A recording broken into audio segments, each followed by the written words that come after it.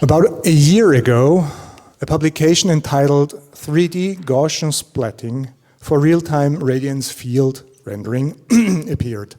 It's about a technique that produces static but navigable 3D reconstruction of video footage.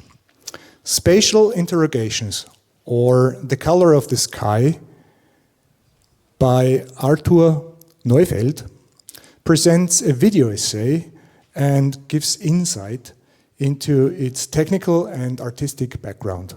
Arthur? Hey. Hi, and thank you for being here. I'm Arthur Neufeld, an artist from Hamburg. I have a background in graphic design, fine arts, and I'm also a self-taught web developer. But this talk is not about me or my work in general, but about a specific work I did.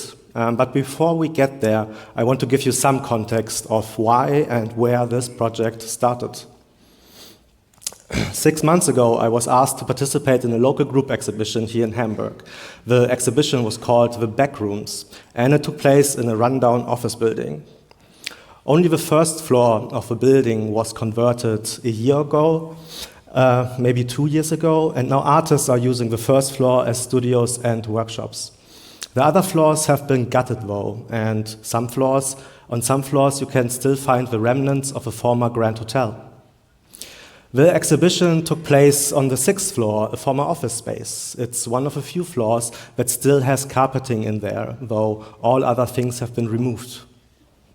Some walls were torn down, there's grime on the floor, all radiators were pulled off. The whole building is basically abandoned, just waiting for investors to redetermine its purpose. On this floor, however, there was also evidence of previous squatters, such as children drawings on the walls, clothesline, or sticker on the wall. So conceptually, this exhibition space fits perfectly with the theme of the backrooms, as in the internet meme of the endless, limitless space that you can glitch into at any moment, leaving the constraints of reality. Personally, I was more interested in the space as an in-between space, where its functionality was blurred by the past and made anxious by the future. So I just quickly went through some photos from the exhibition just to give you some context, some impressions, and just to set the scene. Because as said, this talk is about a piece of work I made for that exhibition. It is a 15-minute long video essay about how digital reconstruction technology may mirror how we ourselves remember. And when I prepared this talk, I was thinking to myself that it's only making sense to talk about something that everyone has already seen. So my first impulse was to just show the whole thing. But I think the video works well if you watch it at home or in the context of an exhibition, but I don't think it's a kind of video that works well in a format like this. So I'm going to try something different instead. I will show you the beginning and later the end of the video and fill in the remaining gaps during this talk. But you can always watch the whole thing later if you want to. I will display a link and a QR code at the end. That being said, I want to start by showing you the very first 5 minutes, so just to have something to talk about.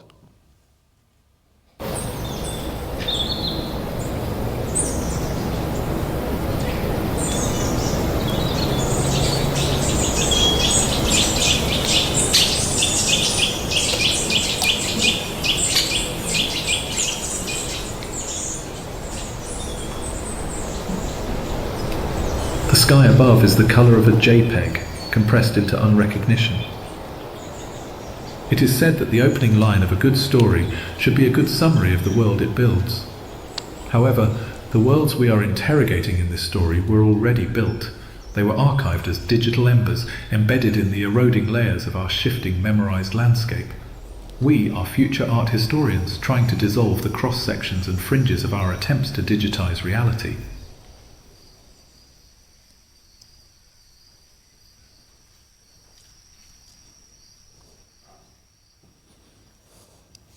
It is July 2023. A paper called 3D Gaussian Splatting for Real-Time Radiance Field Rendering suggested a novel method to capture reality in 3D from video footage. 3 months later, the first apps hit the market. You capture your surroundings in a video from several points of views, send the data to their servers, and get back a 3D representation of your scene.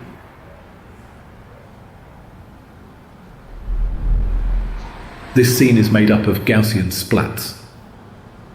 These Gaussians exist in a liminal space between point and volume. Abstract entities that carry information about position, color, opacity, and form. This rendering process subverts traditional expectations, differing from neural radiance fields or photogrammetry. First, pixel data from video motion is statistically compared to generate depth and perspective. Splats form where the data density is highest and adapt. They shrink or grow where needed.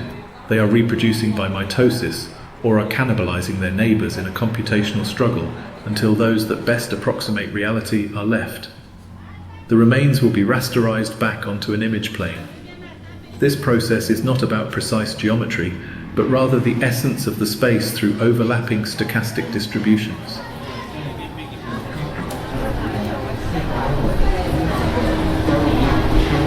The gaps and uncertainties become just as crucial as the data points themselves.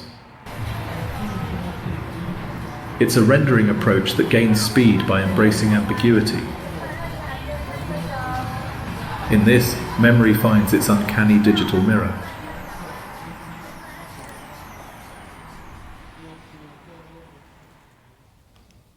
Most of the user-generated content in these apps are quick tests, people trying the app once, scanning their desk, bedroom or partner, uploading the data to the cloud. But there is always a central detailed subject in the scene. It is clear what the point of interest worth capturing was.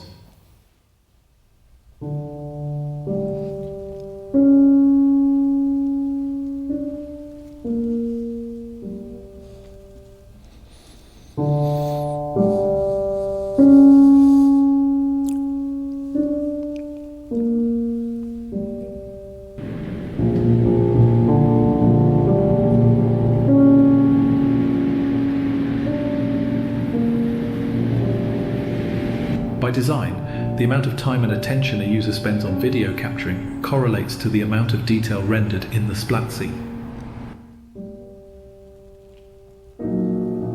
In a way, this spatial distribution of detail does feel like an echo of memory's selective focus. At the center of our recollections, you tell yourself stories with searing clarity, a lover's smile etched in light, a mother's woes carved in shadow. Outside these focal points, our ability to recall will begin to blur the periphery, the details, the facts. They are rendered as impressionistic strokes of emotion and atmosphere.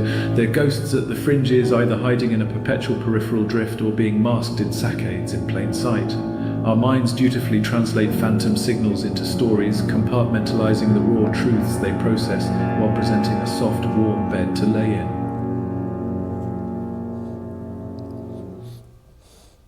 What remains are feelings, fuzzy beliefs of what we deem truths, ashen waters of what could have beens.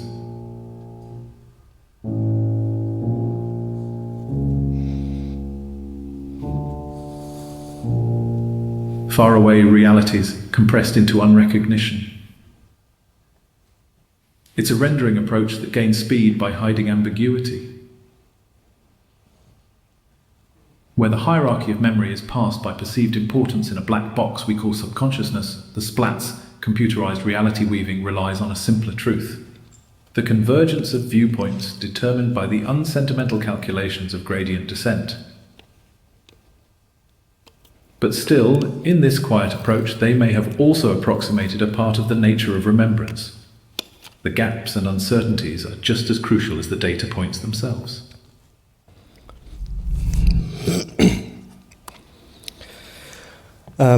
So, I think some part of the video was cut off, but I hope it was fine anyway. So, we will be coming back to the second half of that clip later, so keep that in mind. The first half of this clip was rather technical, maybe even dry, but I think it is important to explain the meaning of the visuals you have seen. All footage you have seen were made with something called Gaussian Splatting, and it is a way of generating 3D data from video footage, proposed in a paper from 2023. Instead of polygons forming three-dimensional surfaces, this approach renders the data points as so-called splats. So I will oversimplify a bit, but to give you a rough idea, one traditional way of creating 3D models is to use polygons or triangles. So a lot of triangles are used to represent the volume or surface of an object. A splat, however, is a little bit different.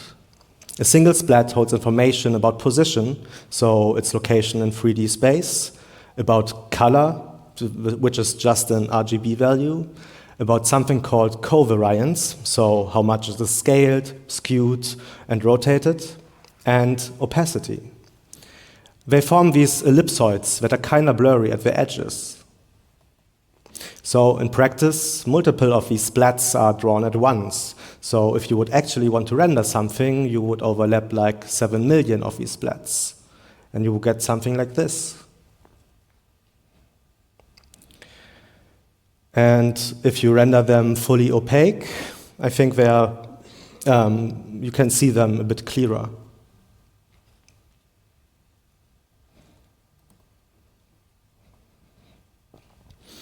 There's also another component to these splats called spherical harmonics coefficient, which changes in appearance from different angles, mimicking something like specular light. I think you can see it best here in the reflection of a cutlery. That's also why Gaussian splatting often works well with transparent or reflecting objects. But when it comes to reflections in, let's say, a mirror, you have to keep in mind that there is no actually rendering happening for reflections. Instead, the objects are just duplicated and mirrored. That's just how the underlying so-called structure from motion algorithm works. It's a statistical method that is oblivious to the actual physical reality. It just compares pixel data from the input video and generates points in space, a point cloud. The first time I saw this approach to reflections was in computer games from the early 90s, but the illusion works just as well now as it did then. Because when we look at these splats in isolation again, they lose their magic. They are actually just that, blobs of color of different shapes. They gain their magic only in relation to each other. They blend and overlap. They accumulate where the data densities are highest.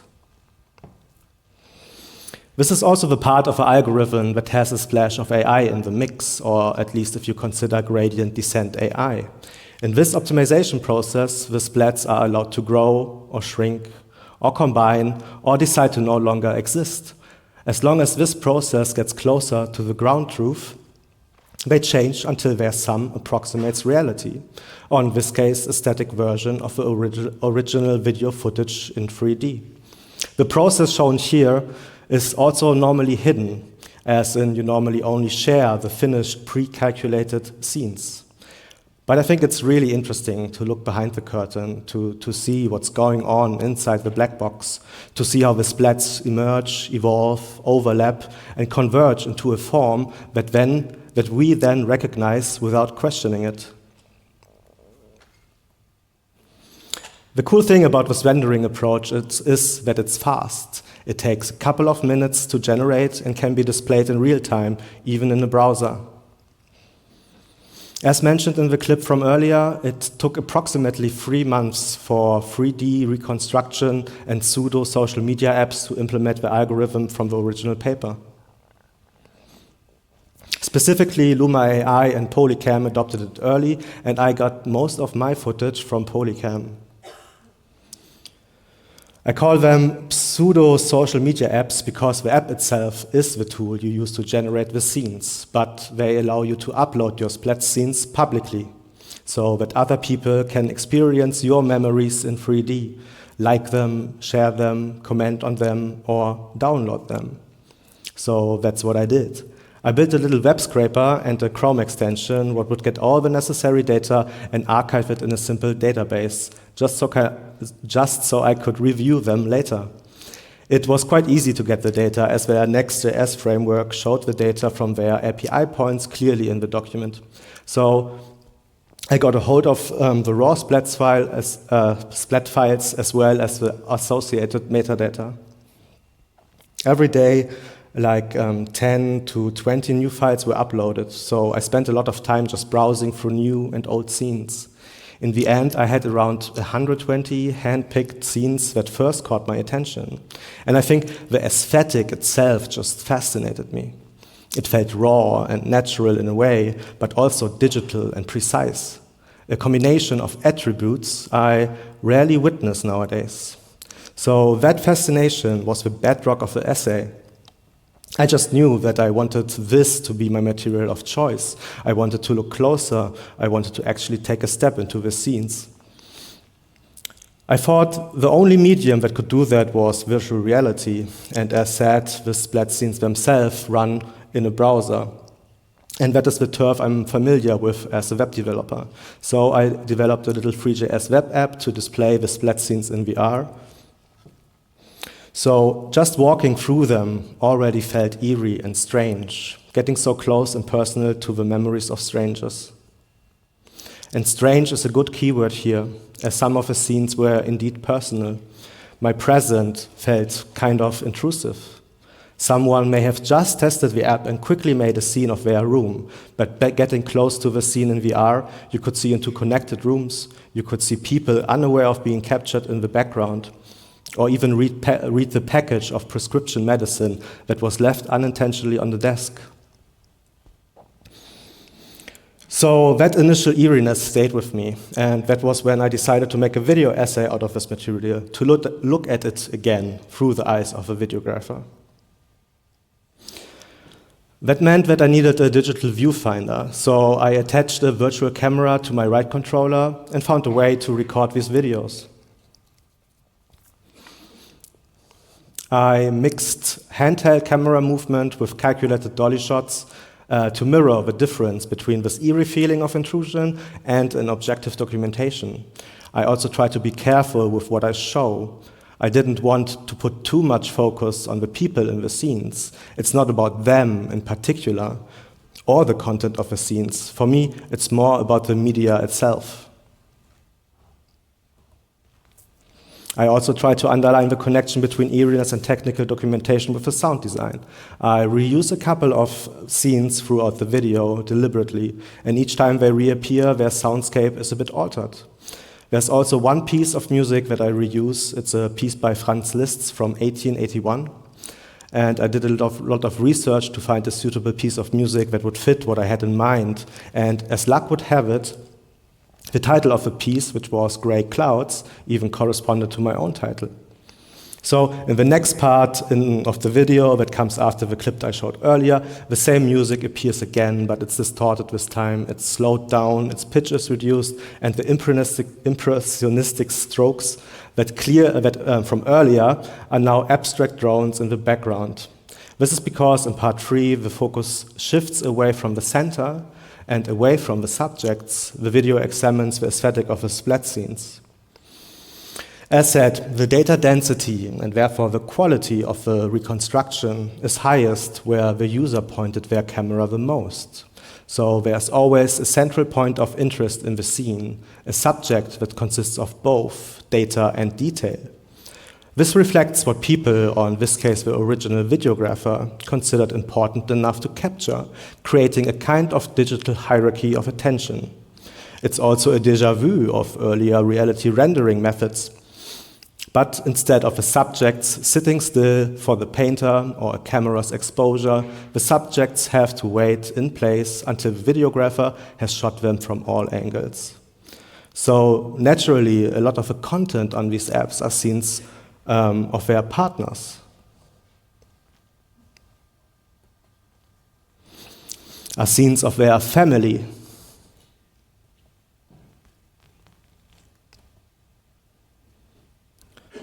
Or just scenes of their friends.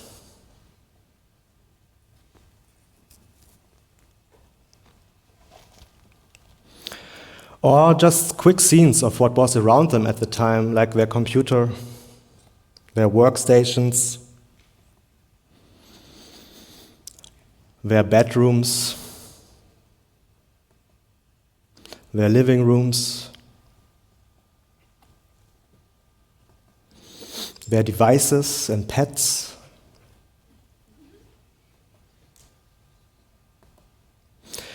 But other use cases was also, I came across were also like mappings of lands, plots, and buildings, or even archaeology sites. And speaking of archaeology, some people even used footage from video games to reconstruct scenes. So these archived virtual landscapes have, in some form at least, also archaeological properties, in my opinion. And I don't know why, but that use case surprised me the most, to be honest. Sometimes the process also just fails. Most often because the input videos weren't suitable. The clip was too short or there was too much movement. But sometimes even these failed attempts are uploaded, and I think these are interesting too. But I often found that I'm more interested in the things that the content creator didn't think were important. I still remember when I loaded this scene into the VR app because in the center of attention is evidently the woman. That's also what the automated algorithm determining the thumbnail in the app was suggesting. But when I entered the scene and looked behind me, I saw this tree and the outskirt of the city. And for me, this frame, this situation was more important, or at least more interesting. The situation had a quality to it I normally feel when I'm myself out there photographing.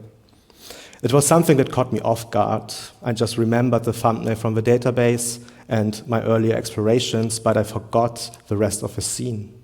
And here you can see how the level of detail is reduced in the background the further you move away from the origin of attention. At the fringes of the scene, the splats fall apart. They cling to their best approximation, but fail to approximate. They just try to do their best, really. The algorithm tries to extrapolate from limited data points, filling in the gaps as best as it can. But it doesn't quite get there, resulting in these isolated, fuzzy splats.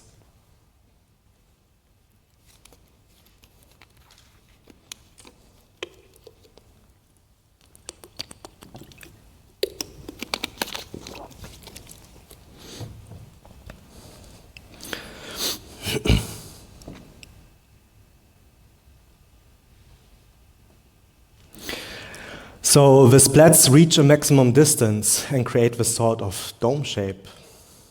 This is also where the color of the sky is rendered in the splat scenes. It just clings there, overlapped and merged with distant objects. The hierarchy of attention has a clean cut there. The algorithm just has to clamp the distance somewhere, otherwise the data would be too far away and show the gaps and uncertainties in the approximation. It would break the illusion. I found that interesting and fascinating. So there are several levels of details in the scenes, slowly dissipating towards the fringes of attention. One of the main topics of the video is how this technical limitation inadvertently mimics how I think we remember things sometimes. So, speaking of, do you remember the second part of the clip from earlier I asked you to keep in mind? Or is it a bit fuzzy? You might remember one thing from the clip, something that resonated with you, a sentence, a sound, or nothing specific at all, but rather a feeling that stuck. Because that's the funny thing about memory, most of the time what's left is more a feeling and not facts. Just try to remember last week's lunch or a decision you made a decade ago.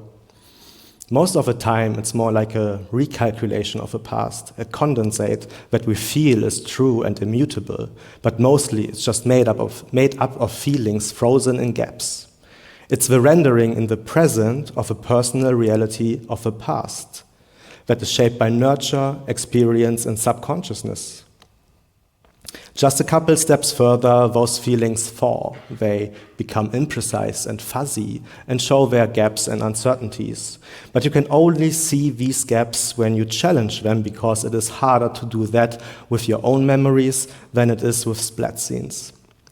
So both approaches to rendering reality build on this element of ambiguity, though one hides it and the other embraces it. Having said that, let's go back to the video part of the video essay. I already anticipated some of the aspects of the next clip, but we will pick up there anyway. The next clip is the last 3 minutes of the video essay.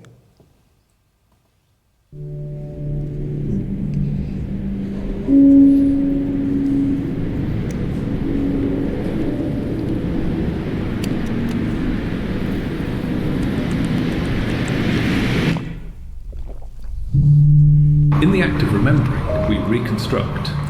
Each recollection is a recalculation, not of what truly was, but of what remains within us. They are echoes, recontextualized and reframed. A blend of truth, a curated feeling and a splat of the unknown are rendered as our personal reality. They are rendered as impressionistic strokes of emotion and atmosphere. The gaps and uncertainties become just as crucial as the data points themselves. This ambiguity is intentional and carves room for fuzzy feelings of sharp nostalgia. It's the space in which the flags used to be greener and the sky more blue. An echo chamber of what-ifs that either feeds larger egos or deepens uncertainties. It's the place where your past self could have achieved all these things, given the right circumstances. In these bounds, the version you imagine yourself to be in finds the room to oscillate so much in your judgment. It's a recalculation of a recollection. Extrapolating from data points is easy. The patterns are more predictable the warmer an already made bed is. This applies to the training data of a generative reality, as well as to the experience of a personal reality. Both rendering methods are virtual and run on nostalgic, pre-trained software. Both are extrapolating from gaps and uncertainties.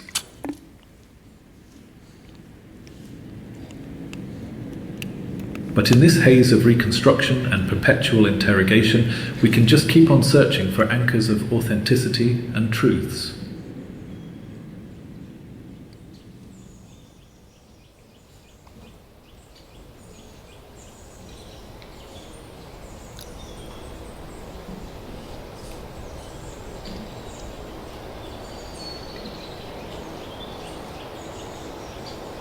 So, somewhere, back there in the archives of our ambered minds, I am sure, somewhere there, the colour of the sky surely remains lossless.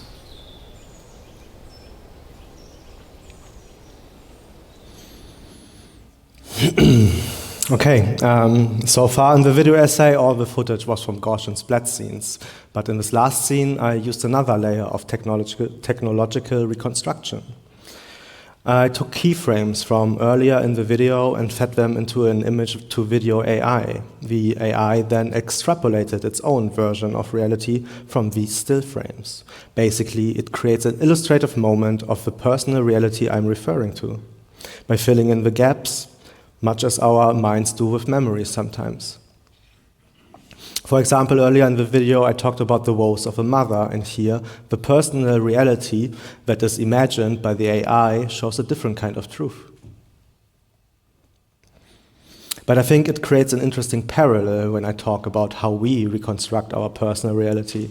The AI is literally reconstructing the scenes, making its own assumptions about what might have happened before and after each moment. Just like feelings about past memories feel harsher when we examine them late at night than they feel in the morning with a sober mind. Like our own memory process, it's extrapolating from nostalgic, biased datasets, creating a plausible but potentially inaccurate continuation of reality. So using AI as a tool here allowed me to illustrate this shift in perspective. It served as a placeholder, an anonymous lens that just shows one potential version of a personalized reality. Here again, it's less about the content or the subjects, but about the inherent way this media operates.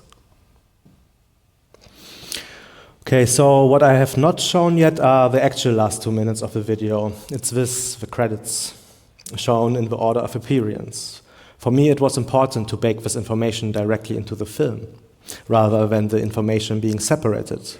For one, it's just a hint to the nature of the content. If someone was unsure about the nature of the visuals, this at least should give them a hint to where it's from, and that it is something that I consider to be found footage. The other reason is that it's also a hint to the temporality of the work, because in the end, I think that this video essay only works the way it does today. And I mean that literally. The aesthetic of the video, the aesthetic of the splat scene, and also of the AI renderings, they will be fundamentally different in a couple of months from now. People are doing research to improve the efficiency of this rendering approach, to prevent the glitches that caught my attention in the first place. Before I finished the video 3 months ago, new papers already were published that reduced the artifacts, for example.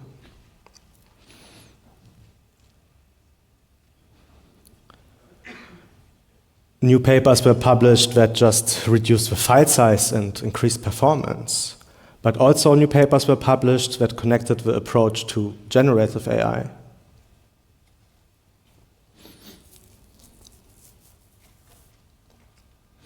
And lastly, papers were published that made Gaussian splats not so static anymore.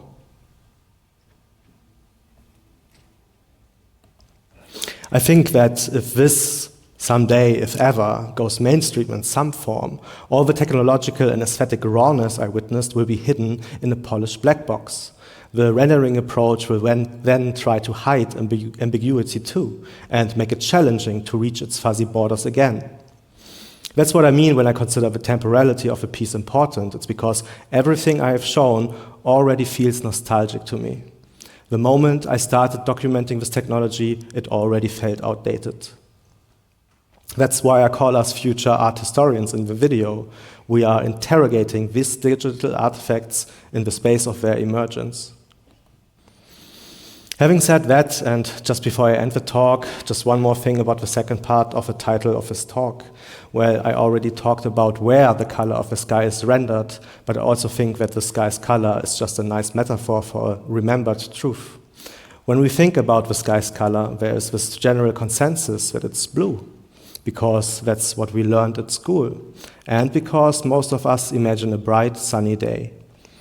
But in reality, the answer is that it depends on time, place, perspective, and even mood, because in our memories, any certainty can easily be clouded. If it's not important for our personal narrative, the weather becomes a footnote at the fringes of attention. Was the sky really that blue on that day 2 years ago? Does it even matter? So yes, I hope the color of the sky remains lossless for all of us. Thank you so much for listening and watching. And as said, you can watch the whole thing later here if you want to.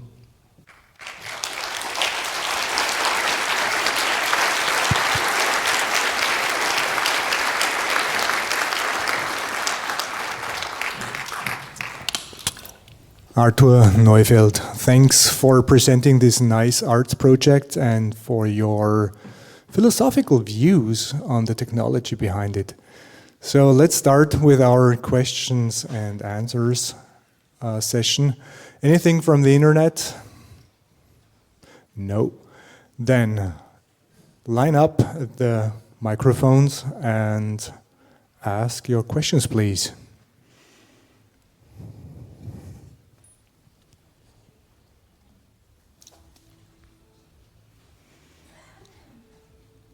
Everybody's stunned, speechless, questionless. Is it true? Somebody coming here? Microphone number 2, please. Yeah, hi, I'm Martin. I'm a neuroscientist, and I used Polycam extensively to document the art of the sculptor Tom Sachs, a friend of mine. And I just want to say I found your perspective, especially because I did this in 2017, I think, 2020. I found your perspective immensely valuable and inspiring, and I'm connected with memory. I just want to thank you for your amazing talk. Thank you very much. Thank you.